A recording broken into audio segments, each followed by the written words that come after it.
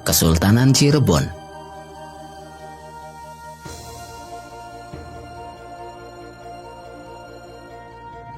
Cirebon, dari kota inilah Islam mulai masuk ke tanah Pasundan. Pada kisaran akhir abad ke-15, kota pesisir utara ini telah menjadi pusat penyebaran agama Islam. Cirebon berawal dari sebuah pendukuhan kecil yang dibangun oleh Ki Gedeng Tapa.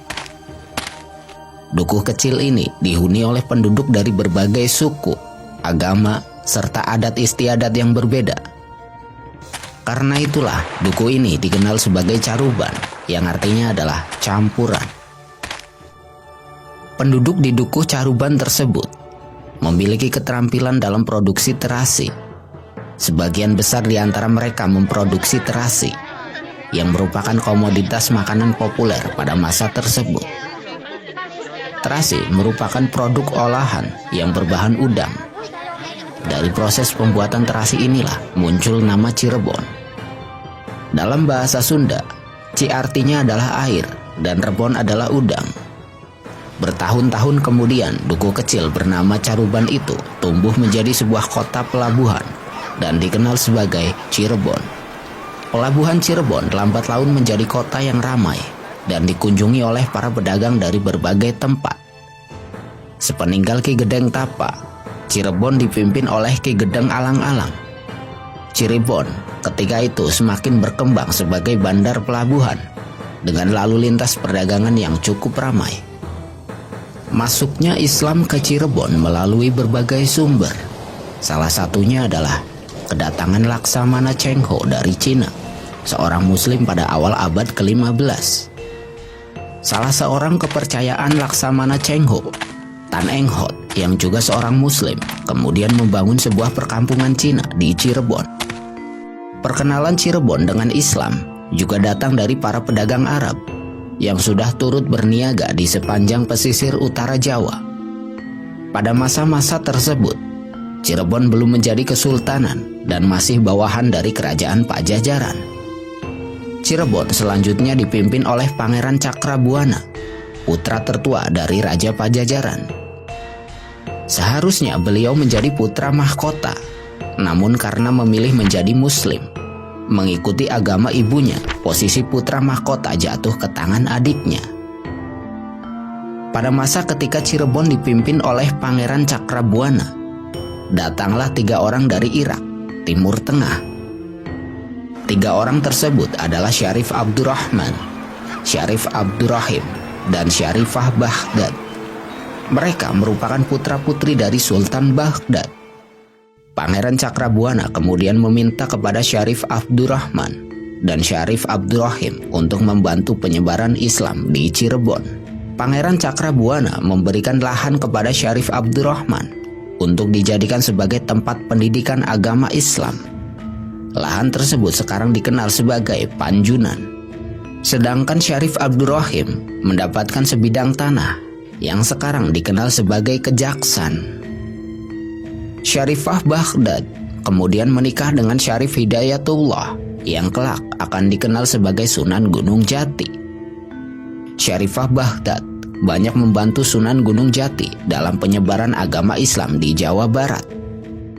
Syarif Abdurrahman membangun sebuah masjid di Panjunan yang menjadi pusat pertemuan dan musyawarah para wali penyebar agama Islam di Nusantara. Di Kajaksan, Syarif Abdurrahim juga mendirikan sebuah masjid yang arsitekturnya tidak jauh berbeda dengan masjid di Panjunan. Syarif Abdurrahman tidak hanya menyebarkan agama Islam, tetapi juga memperkenalkan keahlian baru, yaitu pembuatan keramik porselen. Pembuatan keramik porselen ini menciptakan kelompok sosial baru, yaitu tenaga pertukangan. Pada perkembangan selanjutnya, secara perlahan-lahan, Cirebon dihuni oleh mayoritas muslim. Sementara Cirebon dalam proses pengembangan agama Islam secara masif. Nun jauh di timur mereka, terjadi transisi politik besar-besaran. Majapahit yang sudah di akhir sejarahnya dilanjutkan oleh kekuatan baru yang bernama Demak.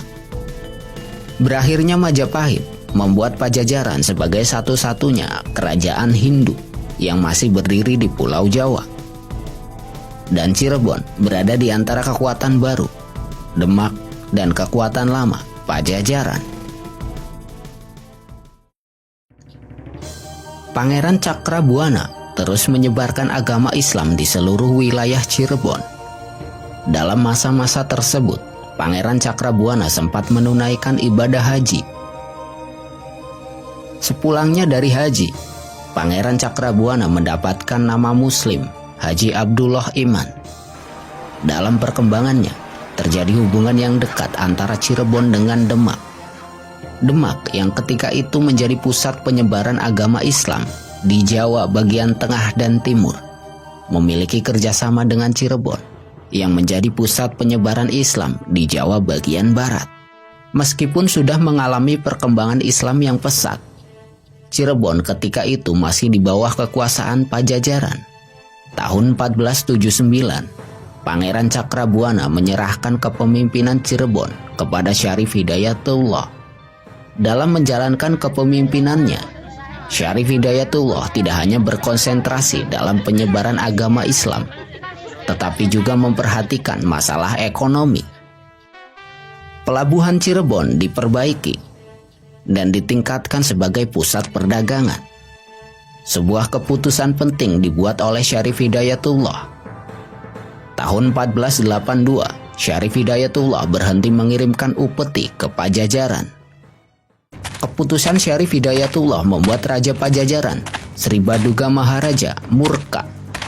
Dikirimlah pasukan yang dipimpin oleh Tumenggung Jayabaya menyerbu Cirebon.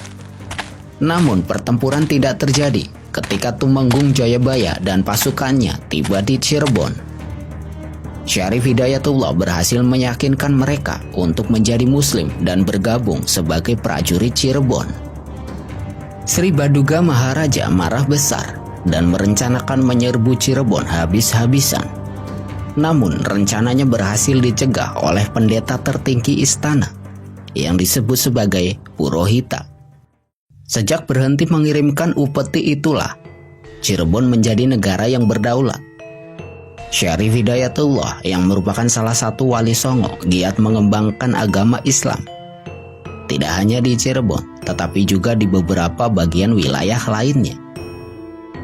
Para sunan anggota Wali Songo memberikan gelar ingkang sinuhun Kanjeng Susuhunan Jati Purba, panetep agama Aulia Allah Kutubid zaman Khalifatur Rasulullah Shallallahu Alaihi Wasallam kepada Syarif Hidayatullah.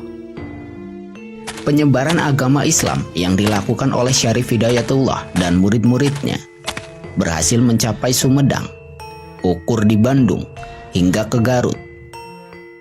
Syarif Hidayatullah menggunakan pendekatan sosial budaya, sehingga ajarannya mudah diterima dan dipahami oleh masyarakat setempat. Tahun 1489, sebuah masjid besar dibangun di dekat Istana Cirebon. Masjid Sang Cipta Rasa dibangun oleh Syarif Hidayatullah yang dibantu oleh Raden Sepat, arsitek dari Majapahit, serta melibatkan Sunan Bonang dan Sunan Kalijaga. Dalam menyebarkan agama Islam, Syarif Hidayatullah banyak mengadopsi berbagai kebudayaan lokal. Salah satu tradisi yang sudah disesuaikan dengan ajaran Islam adalah Grebeg Syawal yang dilaksanakan setelah Hari Raya Idul Fitri. Sebagai pemimpin agama sekaligus pemimpin negara, Syarif Hidayatullah sangat bijaksana dalam memperlakukan rakyatnya. Dalam masalah pajak, Syarif Hidayatullah menerapkan pajak yang sangat rendah, sehingga tidak memberatkan rakyat. Tahun 1524, Portugis dari Malaka berlabuh di Banten, sebuah kota pelabuhan ujung barat Jawa. Portugis ketika itu memiliki posisi yang cukup kuat. Seiring penguasaan mereka di Semenanjung Malaka, para pemimpin Demak dan Cirebon sepakat bahwa Portugis merupakan ancaman bagi negeri-negeri yang ada di Jawa. Tahun 1524, gabungan pasukan Demak dan Cirebon merebut Banten, yang ketika itu masih merupakan bawahan Pajajaran. Tahun 1527, Portugis datang ke Sunda Kelapa. pelabuhan terbesar kedua Pajajaran setelah Banten. Gabungan pasukan Demak dan Cirebon kembali bertempur melawan Portugis. Pasukan Demak dan Cirebon akhirnya berhasil mengusir Portugis dari Sunda Kelapa. Pelabuhan terbesar kedua Pajajaran itu kemudian diberi nama Jayakarta. Tersingkirnya Portugis dari Jawa membuat Banten dan Jayakarta menjadi wilayah kekuasaan Demak. Sedangkan Cirebon tetap menjadi negara yang berdaulat dan terus menjalin hubungan baik dengan Demak, terutama dalam penyebaran agama Islam. Tahun 1568, Syarif Hidayatullah tutup usia. Beliau dimakamkan di Astana Gunung Sembung atau yang dikenal juga sebagai Gunung Jati. Dan kelak, Syarif Hidayatullah akan lebih dikenal sebagai Sunan Gunung Jati, salah satu dari 9 wali penyebar agama Islam di Pulau Jawa. Selama 89 tahun memimpin Cirebon, Syarif Hidayatullah beserta murid-muridnya berhasil menyebarkan agama Islam di seluruh Cirebon dan tempat-tempat sekitarnya. Sepeninggal Syarif Hidayatullah, kepemimpinan Cirebon dilanjutkan oleh cucu beliau, Panembahan Ratu. Pada masa tersebut, Pulau Jawa sudah mengalami perubahan politik yang signifikan. Di timur, Demak runtuh dan digantikan Kesultanan Pajang. Di ujung barat, Pajajaran telah digantikan Kesultanan Banten yang semakin berkembang pesat, baik secara militer dan ekonomi. Panembahan Ratu atau dikenal juga sebagai Panembahan Ratu pertama menjadi penerus kepemimpinan Cirebon dari Syarif Hidayatullah. Panembahan Ratu merupakan cucu dari Syarif Hidayatullah. Sedangkan Permaisuri Panembahan Ratu adalah putri dari Sultan Hadiwijaya yang bernama Ratu Mas. Ketika itu, Cirebon telah tumbuh menjadi negeri yang makmur. Pertanian dan perdagangan telah menopang perekonomian Cirebon dengan baik. Cirebon juga sekaligus menjadi pusat penyebaran agama Islam di Pulau Jawa bagian barat. Situasi politik di Cirebon cukup stabil dari masa kepemimpinan Syarif Hidayatullah. Namun, pergolakan mulai melanda pada masa pemerintahan Panembahan Ratu. Situasi di Jawa pada umumnya juga dilanda kekisruhan politik yang menjurus pada aksi militer, baik di bagian timur maupun barat.